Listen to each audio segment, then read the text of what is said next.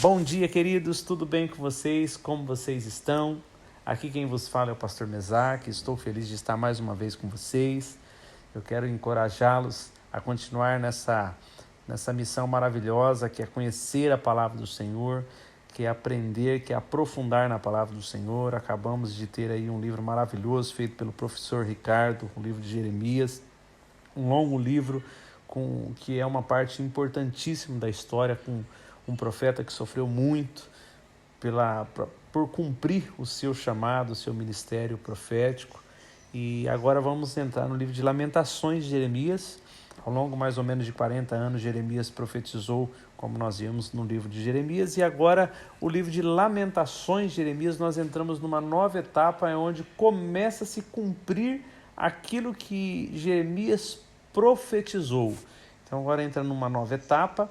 É um livro que ele é escrito de forma acróstica, por isso que você vai ver que o capítulo 1, o capítulo 2 e o capítulo 4, ele tem 22 versículos, porque eles seguem o acróstico assim, pelo alfabeto hebraico. Então é a primeira letra, a segunda, a terceira e assim vai. O capítulo 5 foge um pouco essa regra, embora tenha 22 versículos, e o capítulo 3, ele tem 3 sessões, então são 66 versículos. E nós vemos que a gente poderia comentar, se fosse em português, que de A a Z nós vemos aqui os lamentos de Jeremias. É um livro um tanto quanto triste para nós lermos, porque é uma realidade muito dura. Se você ler esse livro hoje meditando e prestando atenção no que você está lendo, você vai ver que não foi fácil para Jeremias. Ele é considerado o profeta chorão, até mesmo pelos lamentos, porque Jeremias, como profeta, ele visualizou o que está acontecendo agora em Lamentações, quando ele ainda profetizava. E agora ele está vendo a realidade do que ele profetizou, embora todo profeta fica feliz quando vê o cumprimento daquilo que foi profetizado por ele, porque isso é uma chancela, uma assinatura do que ele realmente foi usado por Deus. Mas nós vemos aqui Jeremias não muito feliz com o cumprimento, pelo sofrimento que ele viu o povo de Deus, o povo de Sião ali de Jerusalém, ser submetido por conta dos seus pecados. Vale ressaltar, se você voltar lá em Deuteronômio 28, do 15 em diante, você vai ver que Moisés já tinha escrito, já tinha ensinado o povo o que ocorreria com eles se eles se afastassem da lei do Senhor, se afastassem dos mandamentos, de tudo aquilo que Moisés havia. Agora em Deuteronômio ele estava falando ao fim dos 40 anos ali, próximo a entrar à terra prometida. Ele estava agora falando novamente sobre a lei, sobre tudo aquilo que ele já tinha promulgado no início, né, daquela jornada. Então Moisés já tinha dito para eles o perigo que eles correriam se eles saíssem fora daquilo que o Senhor estava trazendo como diretriz para eles. Então o que está passando agora com Jerusalém é justamente se cumprindo aquilo que Moisés havia predito que ocorreria se eles se desviassem. Então aqui no capítulo 1 é dado o tom e o formato do livro. Aqui declara que a cidade estava desolada, que seus amigos e aliados haviam a abandonado, que toda a estrada, todos os portões que davam acesso ali à cidade, onde sempre foi cheio de pessoas, tanto vindo para as festas, para o comércio, ou conhecer ali o quão aquela cidade era formosa, em fama, em riqueza, por tudo que toda a história que tinha. Aqueles caminhos estavam desertos, ali os inimigos subverteram o governo de Jerusalém. A queda dificilmente poderia ter sido pior ou tão completa como havia acontecido com Jerusalém. Então a cidade estava ali numa total devastação. O Eterno havia afligido o povo por causa dos pecados, né, que eles haviam cometido contra a autoridade do Eterno. A quebra da aliança resultou na perda da terra e também do templo. Fazia uma observação aqui que eles não foram levados para o exílio de uma vez só. Começou por volta de 607, foi levado um grupo, depois por volta de 597 a.C. e 586 a.C. foi quando eles foi a última vinda, onde eles arrasaram a cidade, destruíram o templo. Então quando eles destroem o templo, que era o símbolo ali da presença de Deus, que eles sabiam que onde estava o templo, haviam ali os utensílios, havia a Arca da Aliança, havia todo aquele ritual, então a presença de Deus estava condicionada a isso. Para o judeu era de suma importância o templo com todo esse aparato que vinha desde Moisés, que foi ordenado pelo Senhor. Então, quando destrói-se a cidade, quando destrói o templo, aí caiu a ficha do que eles estavam passando. Agora eles entenderam a profundidade e a gravidade do que estava ocorrendo com eles. O povo se dirigiu ao Senhor ali, e expressando a calamidade que estava vindo sobre eles pelos inimigos. Eles confessam, eles entendem que Deus havia trazido essa desgraça. Agora eles admitem os seus pecados, eles clamam por libertação. Porém, essa aflição deles, esse desespero, ele era sincero, porque agora eles entendem que tudo que eles estavam passando foi justamente porque eles quebraram a aliança com o Eterno. Então poderia ter sido evitado, foi avisado por muitos profetas, principalmente por Jeremias ali. Então agora eles começam a cair, como diz no português, cair a ficha do que eles poderiam ter evitado. Eles reconhecem ali que vinha do Eterno, que o Eterno estava sobre tudo aquilo que estava passando, e que o Eterno que sempre foi o guarda, sempre foi o protetor, que guardou eles de todo mal. Quantas batalhas, quantas histórias eles tinham ali do Eterno os guardando, os protegendo.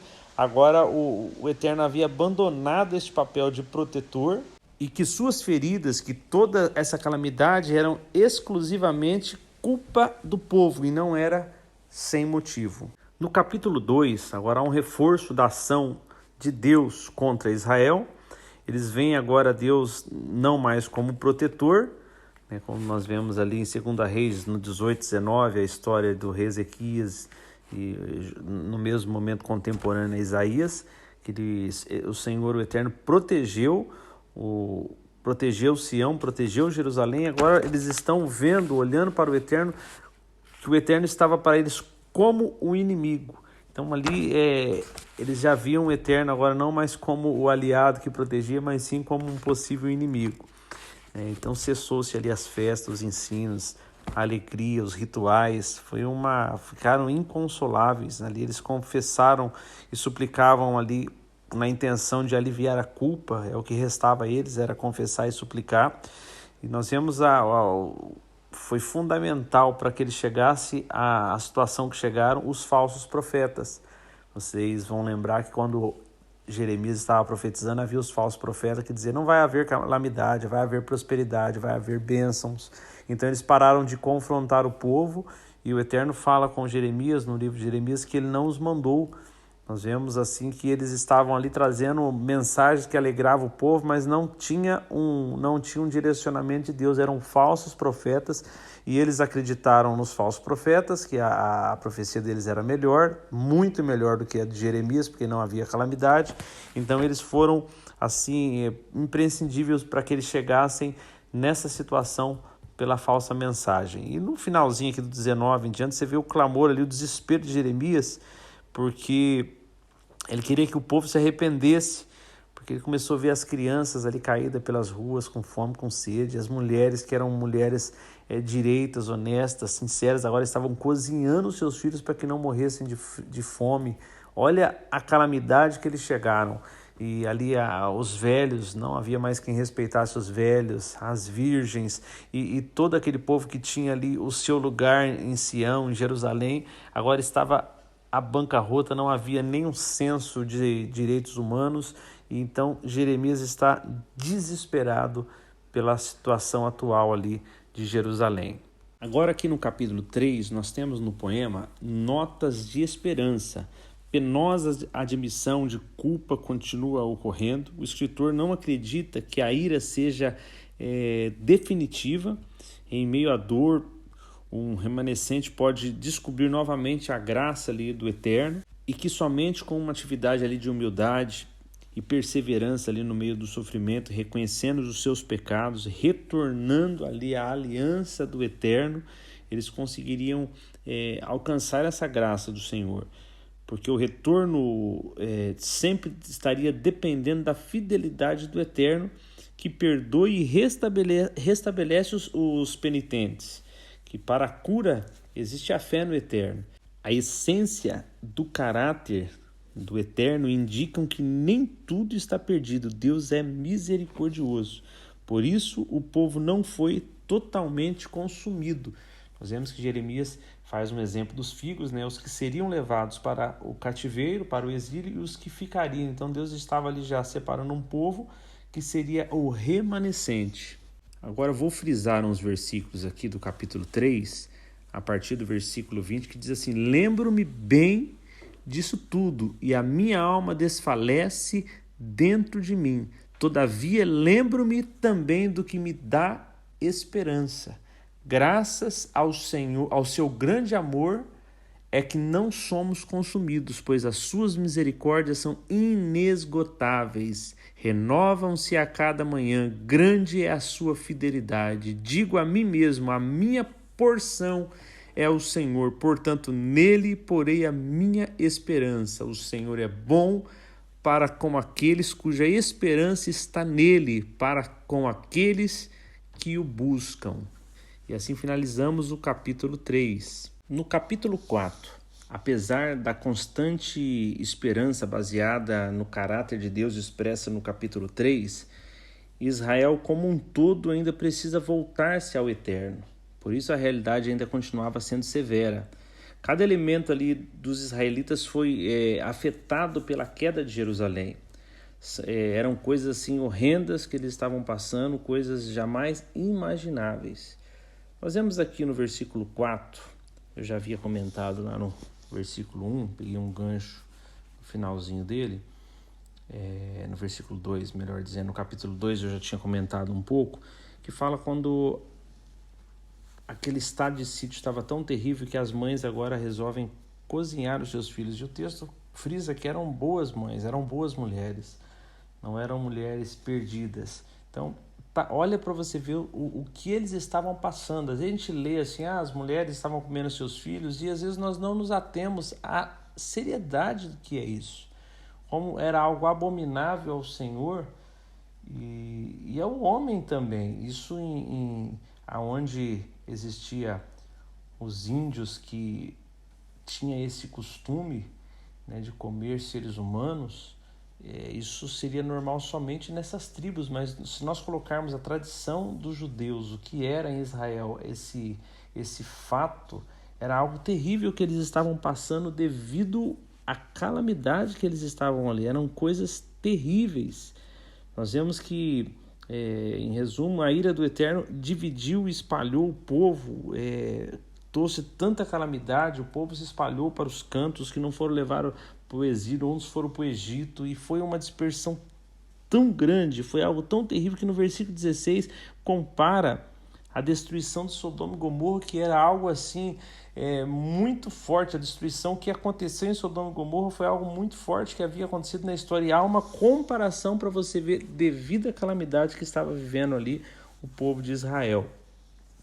Porém, em meio à dispersão, nós vimos as promessas, o próprio Jeremias, e nós vemos outras palavras que tinha, mesmo Moisés colocou que se o povo retornasse ao Senhor, nós vemos que havia uma forma deles voltar à terra prometida. Eles não poderiam perder a visão ali sobre Sião, haveria ter esse vigor, essa visão sobre Sião, essa fé de saber que o Senhor era misericordioso, tinha que estar viva dentro deles, para que em determinado momento que passasse o tempo necessário para que houvesse um arrependimento. O Senhor já havia dito que era 70 anos que eles ficariam. Então, para que isso se completasse e o povo voltasse novamente à terra prometida. Então, a esperança estava justamente no arrependimento e como eles iam refletir sobre isso ao longo do tempo ali naquele exílio, como eles iam reconhecer quem era o Eterno. Agora, finalizando no capítulo 5, que ele não é um capítulo acróstico, embora tenha 22 versos, ele tem uma estrutura diferente do 1, 2, 3 e 4.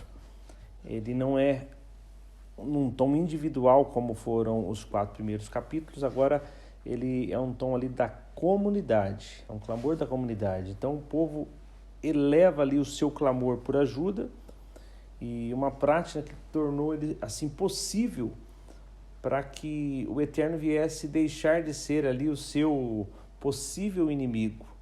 O Eterno, eles entenderam que o Eterno poderia reverter as difíceis condições que eles estavam passando, que poderia encerrar assim a sua humilhação. No capítulo 3, a esperança está ali, nos ensina que a esperança está totalmente arraigada no caráter de Deus. E agora o povo confessa o Senhor de natureza ali infinita, né? No versículo 19, 22, eles têm ciência que a restauração não ia acontecer no instante. Então aqui eles estão reconhecendo o porquê eles estão naquela situação, eles estão reconhecendo que é voltando-se ao Senhor que eles teriam a oportunidade de se restabelecer, de se restaurar, de trazer o equilíbrio novamente, embora estivesse numa situação de humilhação, uma situação muito terrível que estavam passando com eles, mas eles entenderam que eles precisavam voltar-se ao Senhor, clamar ao Senhor, para que eles pudessem ter essa esperança recolocada em suas vidas, que o Senhor era a única esperança deles e que eles criam na misericórdia do Senhor. Também eles têm entendimento que não é algo que vai acontecer instantaneamente, porque haviam as palavras que diziam sobre o tempo que eles que deveriam ficar. Haveria um tempo para se restabelecer tanto a terra quanto os próprios judeus precisariam se restabelecer no tocante à questão de como eles viam a lei. Eles abandonaram, eles andaram distante do Senhor, então haveria um tempo para isso. Então isso já estava, era algo cônscio no coração deles. Assim, a oportunidade para a renovação e a reconstrução repousavam num Deus que transcende o tempo. Então isso estava ficando claro para eles. Só um Deus cujo reino não é dependente de circunstâncias materiais e sua natureza não é limitada pelo tempo pode dar aos que nada têm e ainda são finitos alguns sentimentos de alívio. Eles percebem que se o Eterno não restaurasse, não restabelecessem eles, nunca eles voltariam das cinzas. No versículo 21, fala que se Deus os abandonasse para sempre, eles não teriam nenhuma esperança. Mas a presença desse livro no cânon, a sua compreensão do caráter de Deus indica que eles foram ouvidos. O Eterno não pode julgar o penitente, pois não é de sua natureza fazê-lo. Deus não seria Deus se o pecado não fosse castigado, mas também não seria caso o perdão não fosse concedido. Vários salmos vinculam a libertação como natureza do Eterno. O Salmos 9, do 6 ao 10, diz que no final, o definitivo Senhor julgará o ímpio. E tendo em vista que este foi o último livro escrito entre aquilo que Jeremias profetizou e agora a dispersão, quando eles foram levados ao exílio, depois nós vamos ver os próximos livros de profetas já são no exílio, já são quando eles estão ali. Nós temos história, quando você lê ali Daniel, tem muita história sobre o que estava ocorrendo com eles ali no exílio, quando nós vemos também a história ali de Esther. E então nós podemos compreender que eles estavam ali, depois Esdras, Neemias, quando eles estão retornando do exílio para a reconstrução, nós vemos que eles foram ouvidos. A oração, o clamor deste povo aqui que nós estamos vendo em Lamentações foi ouvido. Eles creram no Senhor, eles confiaram que o Senhor poderia restabelecê-los. A forma pura da fé em um único Deus foi restabelecida no coração deste povo, porque eles estavam assim, conforme nós vemos as profecias de Jeremias, eles estavam pervertidos em seus corações, com outros deuses, com outras formas. Então nós vemos que houve uma mudança aqui, então o clamor deles foi restabelecido. Queridos, e assim chegamos ao fim de mais uma exposição de um livro. E eu queria deixar para a meditação de vocês, quando nós olhamos para tudo aquilo que foi dito em Jeremias e agora em Lamentações, nós podemos fazer um comparativo com as nossas vidas. Nós vemos que Jeremias vem, traz uma palavra dura, acontece atos proféticos, ele está ali denunciando o pecado. As pessoas não dão ouvido a ele porque a palavra dos falsos profetas era mais doce aos ouvidos, era mais em conformidade àquilo que eles estavam fazendo. Há momentos que eles chegam e falam, mas aonde nós estamos errando? O que nós estamos fazendo de errado? Eles têm uma consciência tão deturpada pela vida que eles estavam vivendo, que eles não reconhecem, eles, como se Jeremias estivesse falando a outro povo ou estivesse louco. Então, se nós fazermos um comparativo com o que nós temos vivido no tempo agora, neste momento, as pessoas não estão diferentes, mas quando nós falamos das pessoas, nós vamos muito longe. Eu queria trazer uma reflexão não para as pessoas, não para o mundo, não para o século que estamos vivendo, não para essa década, mas que essa reflexão viesse a mim e a você.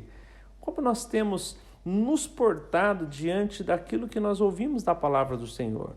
Nós vemos que eles tinham palavra, eles tinham direção, eles respeitavam as leis de Moisés, eles tinham todas as instruções, o Senhor estava no meio deles, o Senhor protegia quando eles se voltavam ao Senhor, mas isso não impediu que eles prevaricassem contra o Senhor e tomassem formas de pecado. Nós vemos que Moisés havia dito, se você voltar em Deuteronômio e ler ali o final, você vai perceber o quanto parece, eles estão vivendo exatamente aquilo que Moisés havia escrito. Moisés cantou a bola do que aconteceria com eles, ensinando eles. Então eles tinham todas essas instruções, tudo, e eles andaram na contramão. E quando veio o pecado, e veio sobre eles o resultado do pecado, eles ficaram nessa situação de calamidade, ficaram revoltosos e ficaram ali desesperados.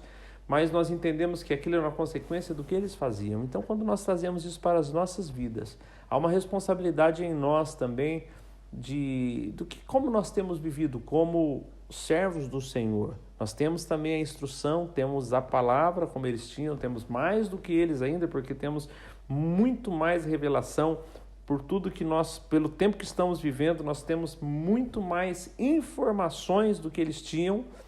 E o que nós temos feito com a informação, que é o conhecimento do Senhor, o conhecimento da palavra? Será que nós temos vivido como se a Bíblia não estivesse falando a verdade sobre o pecado, suas consequências, sobre o momento que estaremos diante do nosso Senhor? Ou será que quando nós estamos vivendo, nós achamos que isso não vai ocorrer, embora nós lemos uma palavra, uma Bíblia, que diz tudo isso para nós? Eu queria que você se atentasse a isso. E quando você estiver vivendo, de repente alguns de vocês está vivendo uma consequência de pecado, e a consequência do pecado é coisa terrível, é desgastante, é triste, dói, que você possa lembrar que as misericórdias do Senhor se renovam a cada manhã. E se as misericórdias deles não se renovassem a cada manhã, nós estaríamos perdidos, seríamos consumidos. Que você possa rever os seus caminhos, esquadrinhe os seus caminhos e volte-se ao Senhor. Volte à instrução da palavra. Não importa se você esteja num momento agora amargo da sua vida, pela circunstância, volte-se a Ele, clame a Ele, fala, Senhor, eu preciso voltar, preciso assim, que o Senhor esquadrinhe os meus caminhos, eu preciso olhar onde eu tenho andado, o que eu tenho feito, porque o Senhor, Ele tem algo precioso para a sua igreja, mas nós precisamos nos voltar a Ele, precisamos entender que Ele é Deus, Ele é soberano, e nós estamos aqui para adorá-lo, para servi-lo e para compreender que a palavra dele tem as instruções do melhor desta vida para nós. Mas o melhor dessa vida é vivermos aos pés do Senhor, porque o melhor desta vida é quando estivermos eternamente com Ele. Que o Senhor os abençoe, dê uma semana abençoada, cheia da graça, que você possa ser muito abençoado na leitura desses 5 capítulos e não desanime, continue, convide amigos para que outras pessoas também venham aderir a este movimento precioso de devocional, de conhecermos ao Senhor, conhecermos as suas palavras. Que Deus o abençoe grandemente em nome do Senhor Jesus.